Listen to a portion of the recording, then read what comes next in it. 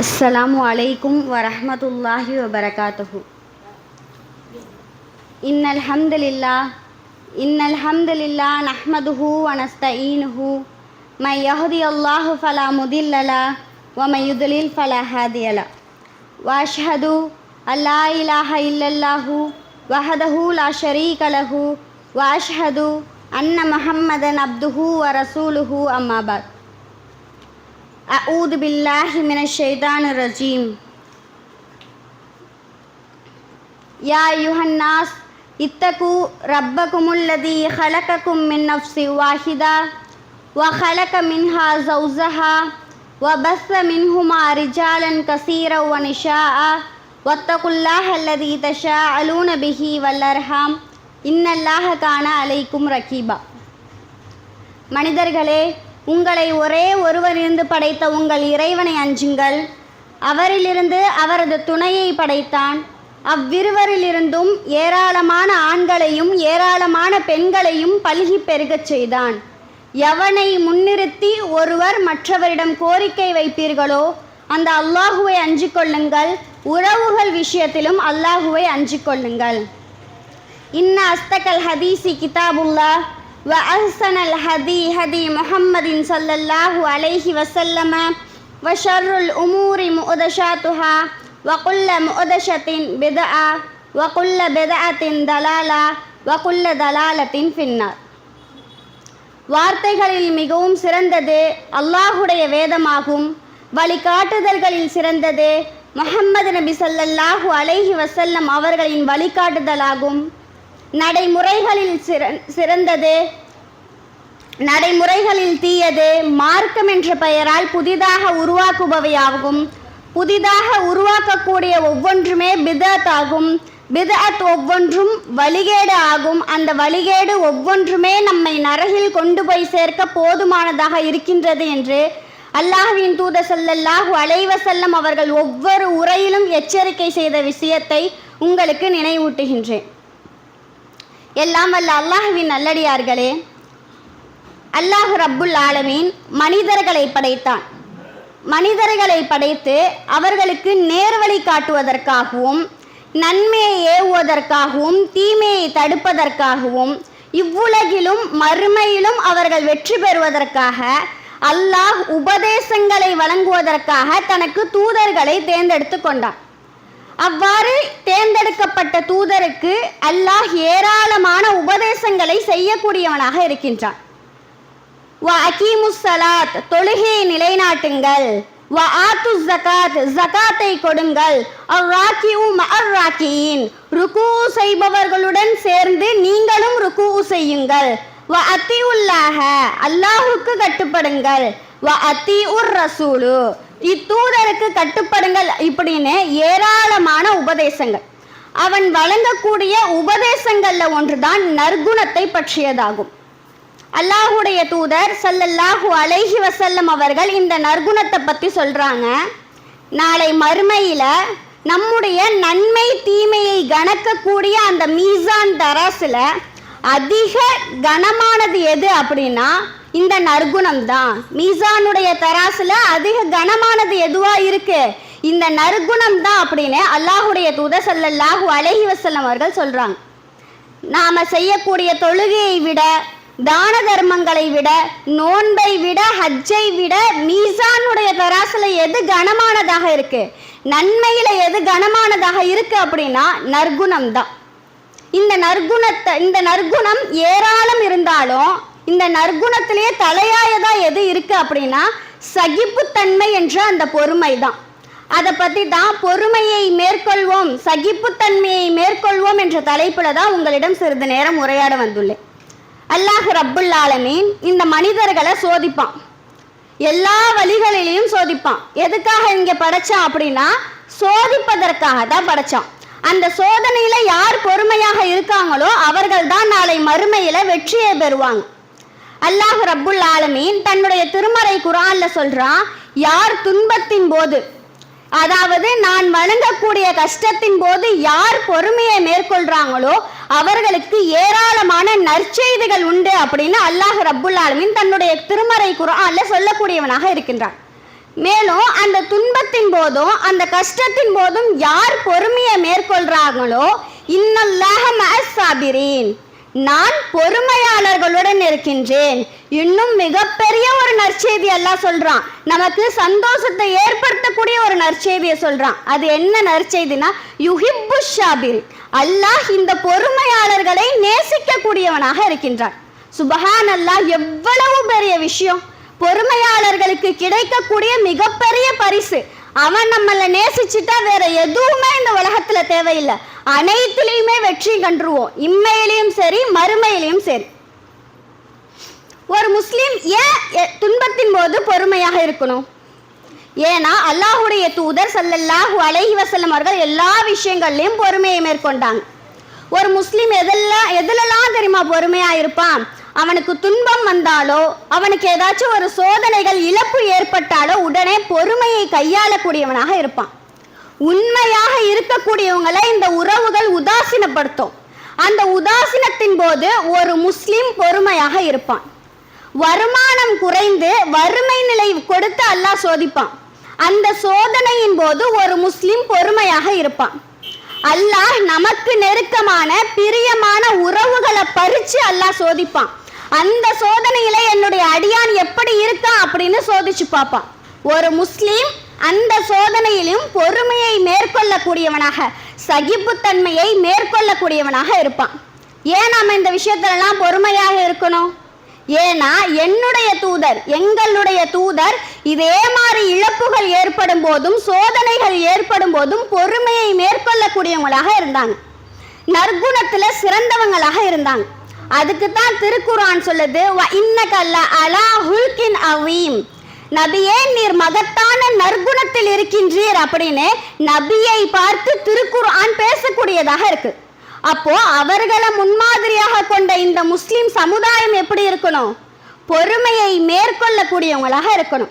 அல்லாஹுடைய தூதர் ஸல்லல்லாஹு அலைஹி வஸல்லம் அவர்களுக்கு ஏற்படாத துன்பங்களே கிடையாது. பிறப்பதற்கு முன்பே தந்தையை இழந்துட்டாங்க. பிறந்ததற்கு பிறகு தாயை இழந்தாங்க. தாயும் தந்தையும் இழந்து நிர்கதியாக நிற்கும் போது தன்னுடைய பாட்டனார் எடுத்து வளர்த்தாங்க. 8 வயசுல தன்னுடைய பாட்டனாரையும் இழந்து நிர்கதியாக நின்றாங்க. அப்பையும் அல்லாஹுடைய தூதர் பொறுமையை இழக்கவே இல்லை. மேலும் அல்லாஹ் அவர்களுக்கு நபி பட்டத்தை வழங்குறான். நபி பட்டம் வழங்கின பிறகு அவர்கள் எப்போது பிரச்சாரத்தை ஆரம்பிச்சாங்களோ அப்போதே அவர்களை உறவுகள் உதாசீனப்படுத்துச்சு, உறவுகள் எதிர்ச்சிச்சு. அந்த சமுதாயமே அவர்களை எதிர்த்து நின்ற போது அவர்களுக்கு உறுதுணையாக இருந்தவங்க கதீஜா ரலியல்லாஹு அவர்களுடைய மனைவி. அவர்கள் இழந்த போதும் அல்லாஹுடைய தூதர் ஸல்லல்லாஹு அலைஹி வஸல்லம் அவர்கள் பொறுமையை மேற்கொள்ளக்கூடியவங்களாக இருந்தாங்க. ஏன் இந்த அளவு அல்லாஹுடைய தூதர் பொறுமையை மேற்கொள்றாங்க அப்படின்னா, அல்லாஹ் என்ன நேசிக்கணும், அல்லாஹ் என்னோட இருக்கணும் அப்படின்னு அவர்களுடைய எண்ணம் அவர்களுடைய வாழ்க்கையில செயல்பட்டுச்சு, வெளிப்பட்டுச்சு. அல்லாஹுடைய தூதர் ஸல்லல்லாஹு அலைஹி வஸல்லம் அவர்களுக்கு பணிபுரிந்தவர் அனஸ் ரலியல்லாஹு அன்ஹு. எத்தனை ஆண்டுகள் பணிபுரிந்தாங்கன்னா 10 ஆண்டுகள் பணிபுரிந்தாங்க. பணிபுரிந்த அனஸ் ரலியல்லாஹு அவர்கள் சொல்றாங்க, அல்லாஹுடைய தூதர் ஸல்லல்லாஹு அலைஹி வஸல்லம் அவர்கள் ஒரு முறை கூட என்ன சீ என்ன முகம் சுளிச்சது கிடையாது. சீங்கிறது ஒரு சாதாரண வார்த்தை தான். அந்த வார்த்தையை கூட அல்லாஹுடைய தூதர் என்னை பார்த்து சொன்னது கிடையாது. இந்த 10 வருடங்கள் அவருக்காக நான் பணிபுரிஞ்சேன். மேலும் அனஸ் ரலியல்லாஹு அவர்களும் அல்லாஹுடைய தூதரும் ஒரு தெருவில் நடந்து போயிட்டு இருக்காங்க. போயிட்டு இருக்கும் போது அவர்கள் மேனியில அல்லாஹுடைய தூதர் யமன் நாட்டு சால்வையை அணிஞ்சு போயிட்டு இருக்காங்க. யமன் நாட்டு சால்வை எப்படி இருக்கும் அப்படின்னா, ஓரங்கள் நல்லா தடிமனா கனமானதாக இருக்கும். இதை போட்டு போறாங்க. அனஸ் ரலியையும் அல்லாஹுடைய தூதரையும் பார்த்த ஒரு கிராமவாசி அல்லாஹுடைய தூதருடைய சால்வையை பிடிச்சி கடினமாக இழுக்கிறாங்க. அவங்க எந்த அளவுக்கு இழுத்தாங்க அப்படின்னா, அல்லாஹுடைய தூதருடைய மேனியில அது காயத்தை ஏற்படுத்துது. இதை அனஸ் ரலியல்லாஹு அவர்கள் அறிவிக்கின்றாங்க. எதுக்காக இவ்வளோ கடுமையாக இழுக்கிறாங்க? அந்த கிராமவாசிக்கு அல்லாஹுடைய தூதர் ஸல்லல்லாஹு அலைஹி வஸல்லம் அவர்கள் ஏதாவது ஒரு கேடு செஞ்சாங்களா, ஏதாவது ஒரு அநியாயம் செஞ்சாங்களா அப்படின்னு கேட்டால் கிடையாது. அல்லாஹுடைய தூதர்கிட்ட அந்த கிராமவாசி தர்மம் யாசகம் கேட்குறாங்க. அல்லாஹ் உங்களுக்கு வழங்கியிருக்கான செல்வம் அதிலிருந்து எனக்கு ஏதாச்சும் கொடுங்க அப்படின்னு யாசகத்தை அவ்வளவு கடுமையாக அல்லாஹுடைய தூதர்கிட்ட கேட்கிறாங்க. அல்லாஹுடைய தூதர் எந்த ஒரு கடுமையான சொல்லையும் அந்த கிராமவாசிட்ட சொல்லல, ஏசல, கோபத்தை வெளிப்படுத்தல. அல்லாஹுடைய தூதர் அந்த கிராமவாசியை பார்த்து புன்முறுவலோட சிரிக்கிறாங்க. மாஷா அல்லாஹ், எவ்வளவு பெரிய பொறுமை! பொறுமையின் சிகரமாக அல்லாஹுடைய தூதர் ஸல்லல்லாஹு அலைஹி வஸல்லம் அவர்கள் திகழ்ந்தாங்க. நாம நினைக்கலாம், அவங்க அல்லாஹுடைய தூதர், அல்லாஹுக்கு தூதராக இருக்கிறாங்க, அதனால அவங்களால முடியும். இப்படிப்பட்ட பொறுமையை, இப்படிப்பட்ட சகிப்புத்தன்மையை அவர்களால மேற்கொள்ள முடியும், நம்மளால முடியாதுன்னு சொல்லுவோம். ஆனா அவர்களுடைய தோழர்கள், சஹாபாக்கள் இதே பொறுமையை தான் மேற்கொண்டாங்க. அவர்கள் எப்படிப்பட்டவர்களாக இருந்தாங்க? ஆரம்ப காலத்துல காட்டுமிராண்டித்தனமாக இருந்தாங்க. அவர்களை எல்லாமே அறிவினர்கள்னு சொல்லுவாங்க. முட்டாள்தனமா நடந்துக்குவாங்க, எதுக்கெடுத்தாலும் முரட்டுத்தனமாக நடந்துக்குவாங்க. அப்படிப்பட்டவர்களையும் அல்லாஹ்வின் தூதர் ஸல்லல்லாஹு அலைஹி வஸல்லம் அவர்கள் பொறுமையின் சிகரமாக வார்த்தெடுத்தார்கள். சஹாபாக்கள் மக்கால இருந்தபோது அவர்கள் ஏகத்துவ கொள்கையை ஏற்ற போதும் அல்லாஹுடைய தூதரை நம்பிக்கை கொண்ட போது பல இன்னல்களுக்கு ஆளானாங்க. அடி, உதை, நீ மார்க்கத்தை விட்டு வெளியே வந்துரு அப்படின்னு சித்திரவதை மக்கா குறைஷி காஃபிர்களால். ஆனா அந்த சஹாபாக்கள் அப்போது அந்த கொடுமையை தாங்க முடியாம அல்லாஹுடைய தூதர்கிட்ட ஓடி வருவாங்க. அல்லாஹுடைய தூதரை, எங்களுக்காக நீங்க பிரார்த்தனை செய்ய மாட்டீங்களா? எங்களுக்காக இறைவனிடத்துல உதவி தேட மாட்டீங்களா? எங்களால இதை தாங்கி கொள்ள முடியல, எங்களால இதை சகிச்சு கொள்ள முடியல அல்லாஹுடைய தூதரே அப்படின்னு இன்னல்கள், தங்களுடைய கஷ்டங்களை அல்லாஹுடைய தூதர்கிட்ட முறையிடுவாங்க. உடனே அல்லாஹுடைய தூதர் ஸல்லல்லாஹு அலைஹி வஸல்லம் அவர்கள் அவர்களை ஆஸ்வாசப்படுத்தி அவர்களுக்கு உபதேசங்களை வழங்குவாங்க. சஹாபாக்களுக்கு சொல்றாங்க, நீங்க இந்த கஷ்டத்துக்கே இப்படி சொல்றீங்க, உங்களுக்கு முன்னாடி வாழ்ந்த ஒரு மனிதர் ஏகத்துவ கொள்கையை ஏற்றுக்கிட்டதனாலையும் அல்லாஹுடைய தூதரை நம்பிக்கை கொண்டதனாலையும் அவர் பல கொடுமைகளுக்கு உட்படுத்தப்பட்டார். எப்படிப்பட்ட கொடுமை அப்படின்னா, அந்த ஏகத்துவ கொள்கையை ஏற்ற அந்த மனிதருக்காக ஒரு குழி தோண்டப்பட்டு அந்த குழியில அந்த மனிதர் இறக்கப்பட்டுருவாராம். எந்த அளவுக்கு அவர் புதைக்கப்படுவார்னா, தலை மட்டும் தெரிகிற அளவுக்கு அந்த மனிதர் புதைக்கப்படுவார். புதைக்கப்பட்டு அவருடைய தலை இரு கூறுகளாக ஆக்கப்படும்.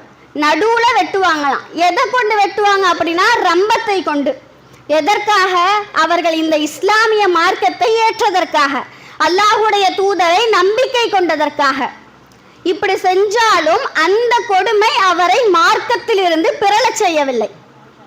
அல்லாஹுடைய தூதர் இதை சஹாபாக்களுக்கு சொல்றாங்க, அல்லாஹ்வின் மீது ஆணையாக இந்த மார்க்கம் முழுமைப்படுத்தப்படும், அது வரைக்கும் நீங்க சகிப்புத்தன்மையை மேற்கொள்ளுங்க அப்படின்னு சஹாபாக்களுக்கு உபதேசம் செய்யறாங்க. அல்லாஹுடைய தூதர் செய்யக்கூடிய இந்த உபதேசம் அங்குள்ள சஹாபாக்களுக்கு மட்டுமா? கிடையாது. அல்லாஹுடைய தூதர் செய்யக்கூடிய ஒவ்வொரு உபதேசமும் ஒட்டுமொத்த சமுதாயத்திற்கும், அல்லாஹுடைய தூதருடைய உம்மத்தில் வாழக்கூடிய ஒட்டுமொத்த சமுதாயத்திற்கும் இந்த உபதேசம். நாம அது போன்ற பொறுமைகளை மேற்கொள்ளக்கூடியவங்களாக இருக்கணும். பெண்களாகிய நாம பொறுமையை இழந்துதான் எப்போதுமே காணப்படுவோம். அதுவும் இரண்டு விஷயங்கள்ல கண்டிப்பா பொறுமை இழந்தவர்களாக ஆகிடுவோம். ஒன்று கணவருடைய விஷயத்துல, இன்னொன்று கற்பு விஷயத்துல. கணவருடைய விஷயத்துல எப்படி பொறுமை இழந்துருவோம் அப்படின்னா, கணவர் வந்தாலே பொறுமையே இருக்காது சுத்தமா. ஆனா அவங்க நம்மள்கிட்ட மாட்டிக்கிட்டு படுற பாடு இருக்கே, சுபஹான் அல்லாஹ். நீங்க நினைக்கலாம், இந்த பிள்ளையும் ஒரு பொண்ணா இருக்கு, இந்த பிள்ளையும் ஒரு கணவருக்கு மனைவியா இருக்கும், இந்த பிள்ளை ஏன் இப்படி சொல்லுதுன்னு. அதுதான் உண்மை, அதுதான் நிதர்சனமான உண்மைகள். உண்மைகள் சில நேரம் கசக்கத்தான் செய்யும், இருந்தாலும் சொல்லிதானே ஆகணும். அவர்கள் நம்மள்கிட்ட மாட்டிக்கிட்டு படுற பாடு இருக்கே, இந்த பக்கம் தாய்க்கு சப்போர்ட் பண்றதா மனைவிக்கு சப்போர்ட் பண்றதா அப்படின்னு தெரியாம மாட்டிக்கிட்டு முழிப்பாங்க. அந்த அளவுக்கு கணவர்கிட்ட நமக்கு பொறுமையே கிடையாது. அது மார்க்கம் தெரிஞ்ச பெண்ணாக இருந்தாலும் சரி, மார்க்கம் அறியாத பெண்ணாக இருந்தாலும் சரி, அந்த இடத்துல பொறுமையை இழந்துடுவான். ஆனா அல்லாஹுடைய தூதர் ஸல்லல்லாஹு அலைஹி வஸல்லம் அவர்கள் எச்சரிக்கிறாங்க, கணவர்கிட்ட நல்ல முறையில் நடந்துக்கோங்கன்னு சொல்றாங்க. அல்லாஹுடைய தூதர் சொல்றாங்க, நான் யாருக்காச்சும் சஜிதா செய்யும்படி அல்லாஹ் என்னை கட்டளையிட சொல்லியிருந்தா மனைவிய கணவனுக்கு சஜிதா செய்யும்படி கட்டளையிட்டிருப்பேன்.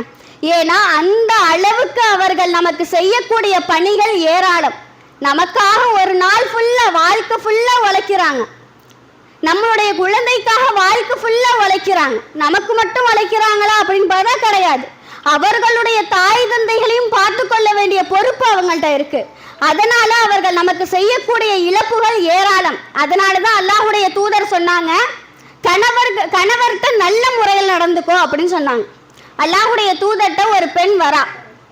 அந்த பெண் தன்னுடைய தேவைக்காக அல்லாஹ்வுடைய தூதர்கிட்ட வரா. வந்தோன்னா அந்த பெண்ணுக்கு அந்த தேவை நிறைவேற்றி தந்த பிறகு அல்லாஹ்வுடைய தூதர் அந்த பெண்ணிட்ட கேட்குறாங்க, உனக்கு கணவர் இருக்கிறாரா அப்படின்னு கேட்குறாங்க. அந்த பெண் சொல்றா, ஆம் இருக்கிறா. அவர்கிட்ட நீ எப்படி நடந்துக்கிறேன்னு சொல்லு அப்படின்னு கேட்குறாங்க. உடனே அந்த பெண்மணி சொல்றா, என்னால் முடியாமல் போனாலே தவிர, என்னால் முடியலன்றாலே தவிர அவருக்கு நான் என்னால் எவ்வளோ நன்மையை செய்ய முடியுமோ, எவ்வளோ பணிவிடைகள் செய்ய முடியுமோ அதை நான் அவருக்கு செஞ்சிடுறேன் அப்படிங்கிறாங்க. இதில் என்ன, அந்த பெண் என்ன சொல்றா, நான் என்னுடைய கணவர்கிட்ட நல்ல முறையில் நடந்துக்கிறேன்னு சொல்றாங்க. ஒரு பெண் அல்லாஹ்வுடைய தூதர்கிட்ட பொய் சொல்ல முடியுமா அப்படிங்கிறதா முடியாது. அல்லாஹ் அறிவிச்சு கொடுத்துருவான். அப்போ அந்த பெண் இவ்வளவு நல்ல முறையில் தன்னுடைய கணவர்கிட்ட நடந்தாலும் அல்லாஹ்வுடைய தூதர் அந்த பெண்ணுக்கு உபதேசம் செய்கிறாங்க, உன்னுடைய கணவர் தான் சொர்க்கம், உன்னுடைய கணவர் தான் நரகம், அவர்கிட்ட நீ நல்ல முறையில் நடந்துக்கோ அப்படின்னு. அப்போ நாமெல்லாம் இந்த உபதேசத்தை ஏற்று நம்மளுடைய கணவர்மார்கள்ட்ட பொறுமையை கையாளக்கூடியவங்களாக இருக்கணும். மேலும் இரண்டாவது விஷயம் கற்பு. நம்மளுடைய கற்பொழுக்கத்தின் மீது யாராவது அவதூறு சொல்லிட்டாங்க அப்படின்னா நம்மளால தாங்கி கொள்ளவே முடியாது. அது எந்த ஒரு பெண்ணாக இருந்தாலும் சரி, அந்த இடத்துல பொறுமை இழந்தவளாக ஆகிடுவான். ஆனா அல்லாஹ்வுடைய தூதருடைய மனைவி ஆயிஷா ரலியல்லாஹு அவர்கள் இந்த இடத்துலையும் பொறுமையை மேற்கொண்டாங்க. அல்லாஹ்வுடைய தூதர் ஸல்லல்லாஹு அலைஹி வஸல்லம் அவர்களுக்கு 11 மனைவிகள். அந்த 11 மனைவிகள்கிட்டையும் அல்லாஹ்வுடைய தூதர் நீதமாக நடப்பாங்க. எங்கேயாச்சும் போருக்கு போனாங்க அப்படின்னா அந்த 11 மனைவிமார்கள்ல யாராவது ஒருத்தவங்களை அழைச்சிட்டு போவாங்க. இது அல்லாஹ்வுடைய தூதருடைய வழக்கம். இதனால அல்லாஹ்வுடைய தூதர் எப்படி அந்த மனைவிமார்களை தேர்ந்தெடுப்பாங்க அப்படின்னா, சீட்டு குலுக்கி போட்டு தேர்ந்தெடுப்பாங்க. சீட்டு குலுக்கி போட்டு யாருடைய பேர் வருதோ அவங்கள அந்த போருக்கு அழைச்சிட்டு போவாங்க. அப்படி அல்லாஹ்வுடைய தூதர் ஒரு போருக்கு ஆயிஷா ரதியல்லாஹு அன்ஹா அவர்களை அழைச்சிட்டு போறாங்க.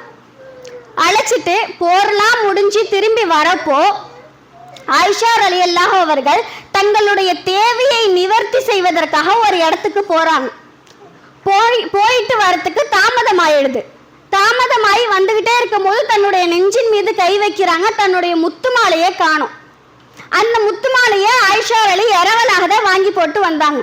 யாருன்னா இன்னொரு அல்லாஹ்வுடைய தூதருடைய இன்னொரு மனைவியுடைய முத்து மாலையை ஆயிஷா ரலியல்லாஹு அன்ஹா போட்டு வராங்க.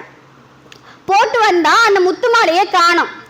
உடனே ஆயிஷா ரலியல்லாஹு அவர்கள் தாம் போன இடத்துக்கு அந்த முத்து மாலையை தேடி போறாங்க. அங்க போய் முத்து மாலையை தேடுறாங்க. தேடி கண்டுபிடிச்சிடுறாங்க. திருப்பி வரப்போ ரொம்ப தாமதமாகிறது. அங்க இருந்த படைகள் என்ன பண்ணுது அப்படின்னா அந்த இடத்தை விட்டு நகர்ந்து போயிருது.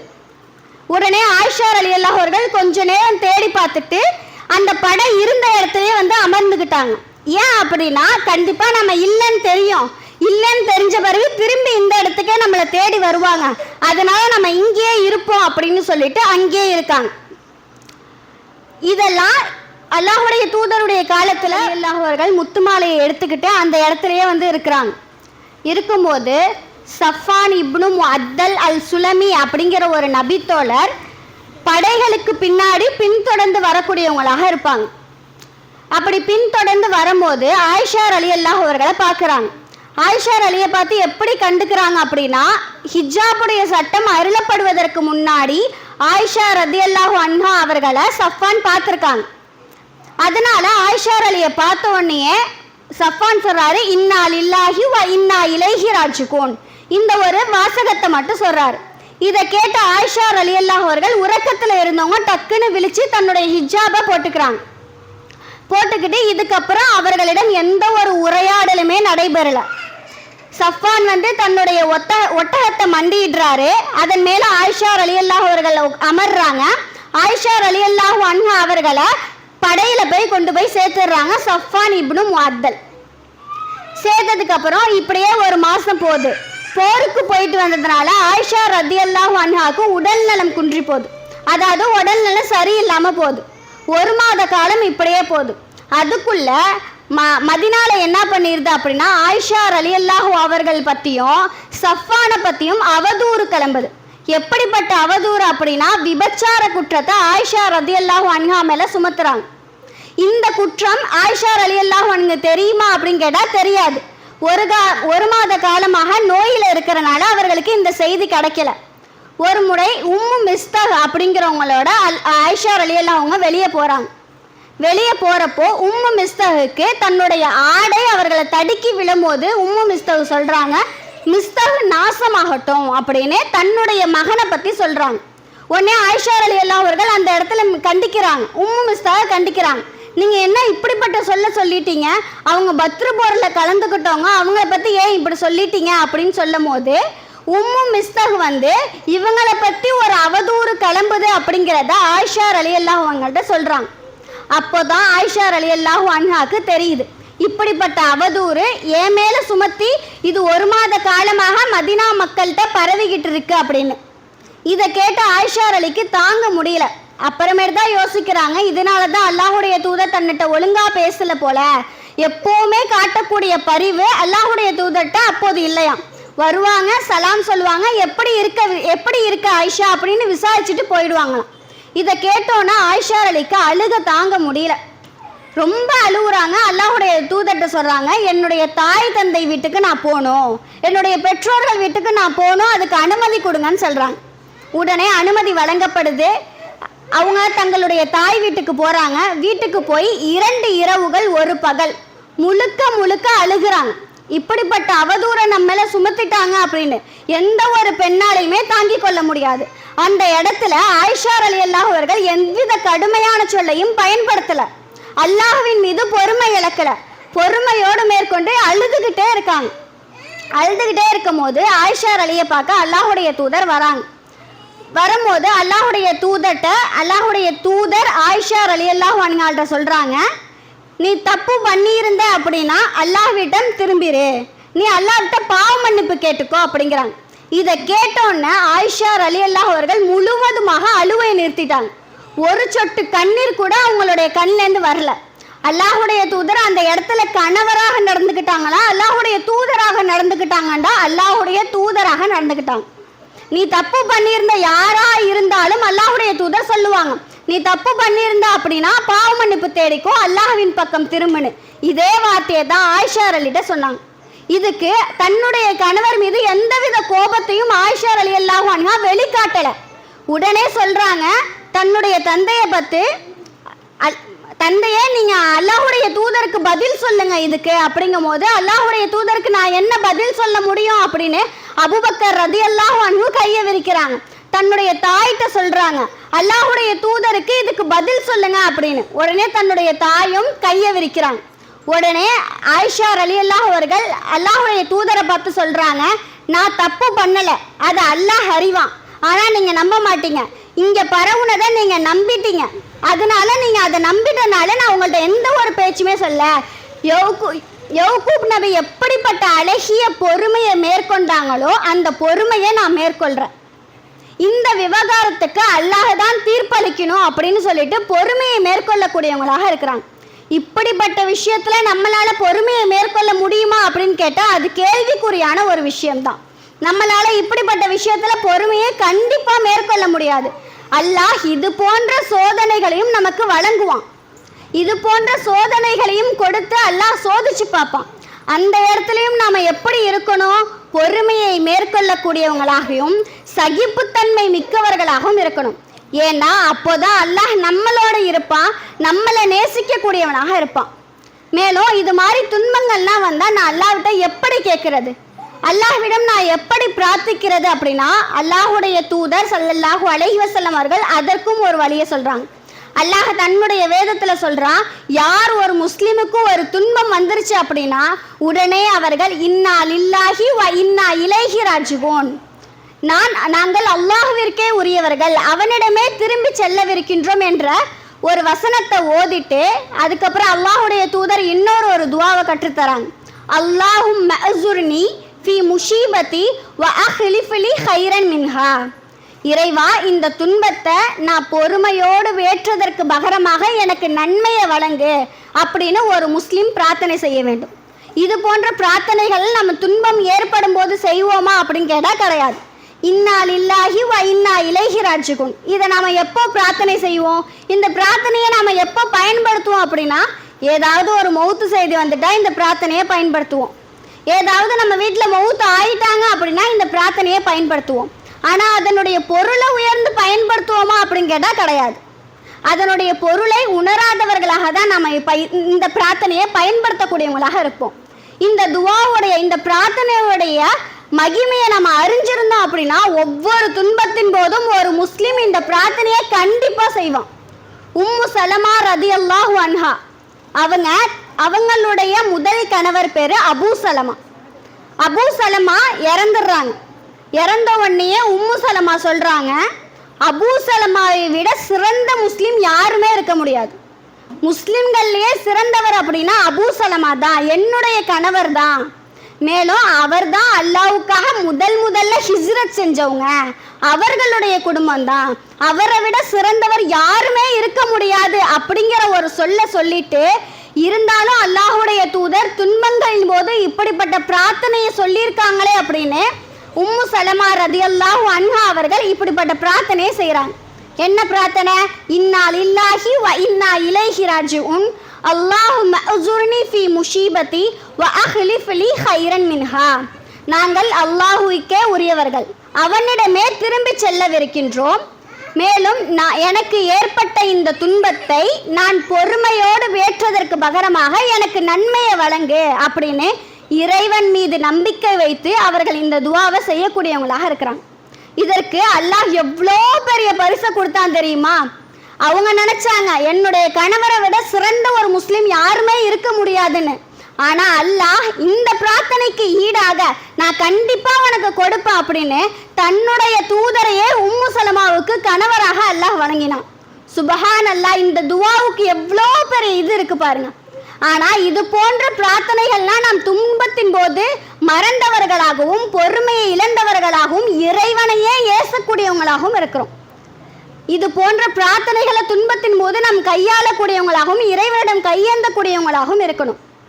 மேலும் அல்லாஹ்வுடைய தூதர் ஸல்லல்லாஹு அலைஹி வஸல்லம் அவர்கள் சொல்றாங்க, பொறுமைக்கு அல்லாஹ் கண்டிப்பா கூலியை வழங்குவான். பொறுமைக்கு ஈடு எதை வழங்குவான் அப்படின்னா, இம்மையில அதற்கு ஈடாக ஏதாச்சும் வழங்குவான், மறுமையில கண்டிப்பா சொர்க்கத்தை வழங்குவான் அப்படின்னு அல்லாஹ்வுடைய தூதருடைய ஹதீஸ்களின் மூலமாக நம்ம அறிஞ்சு கொள்ள முடியுது. அல்லாஹ்வுடைய தூதர்கிட்ட ஒரு பெண்மணி வராங்க. இதை யார் அறிவிக்கிறாங்க அப்படின்னா இப்னு அப்பாஸ் ரலியல்லாஹு அவர்கள் அறிவிக்கிறாங்க. அல்லாஹ்வுடைய தூதர்கிட்ட ஒரு பெண்மணி வந்து சொல்றாங்க, அல்லாஹ்வுடைய தூதரை, எனக்கு வலிப்பு நோய் இருக்கு, அதை என்னால் தாங்கி கொள்ள முடியல. நான் எங்கேயாச்சும் கடை வீதிக்கு எங்கேயாச்சும் போனேன் அப்படின்னா என்னுடைய ஆடை விளங்கி என்னுடைய மேனி, என்னுடைய உடல் வெளியில தெரிஞ்சிருது. இந்த வலிப்பு நோய் தீரணும் அப்படின்னு அல்லாஹ்விடம் பிரார்த்தனை செய்யுங்க அப்படின்னு அல்லாஹ்வுடைய தூதர்கிட்ட ஒரு கோரிக்கையை வைக்கிறாங்க. உடனே அல்லாஹ்வுடைய தூதர் அந்த பெண்மணிகிட்ட சொல்றாங்க, நான் உனக்காக துவா செய்கிறேன், இருந்தாலும் நீ பொறுமையை மேற்கொண்ட அப்படின்னா உனக்கு இதற்காக சொர்க்கத்தை அல்லாஹ் தருவான் அப்படின்னு. உடனே அந்த பெண்மணி சொல்லக்கூடிய பதில் என்னன்னா, நான் அல்லாஹ்விற்காக சொர்க்கத்திற்காக பொறுமையை மேற்கொள்றேன் அப்படின்னு. இப்படிப்பட்ட பொறுமையை மேற்கொள்ளக்கூடியவங்களாக நாமளும் இருக்கணும். அல்லாஹ்வுடைய தூதர் ஸல்லல்லாஹு அலைஹி வஸல்லம் அவர்கள் சொல்றாங்க, ஒரு அடியான் அவனுக்கு விருப்பமான இரண்டை பறித்து கொண்டாலும் ஒரு முஸ்லீம் பொறுமையை மேற்கொள்வான், அவனுக்கு அல்லாஹ் கண்டிப்பா சொர்க்கத்தை வழங்குவான் அப்படின்னு அல்லாஹ்வுடைய தூதர் ஸல்லல்லாஹு அலைஹி வஸல்லம் அவர்கள் சொல்றாங்க. அந்த பிரியமான இரண்டு விஷயம் என்ன அப்படின்னா, நம்மளுடைய கண்கள். நம்மளுடைய கண்களையே அல்லாஹ் பறிச்சு கொண்டு நம்மளை சோதிச்சாலும் நம்ம பொறுமையை மேற்கொள்ளக்கூடியவங்களாக இருக்கணும். அப்படிப்பட்ட பொறுமையை அல்லாஹ் உங்களுக்கும் எனக்கும் தந்தருள்வானாக என்று கூறி எனது உரையை நிறைவு செய்கிறேன். வாஹிரு தவானா அனில் ஹம்துலில்லாஹி ரப்பில் ஆலமீன். அஸ்ஸலாமு அலைக்கும் வரஹ்மத்துல்லாஹி வபரகாத்துஹு.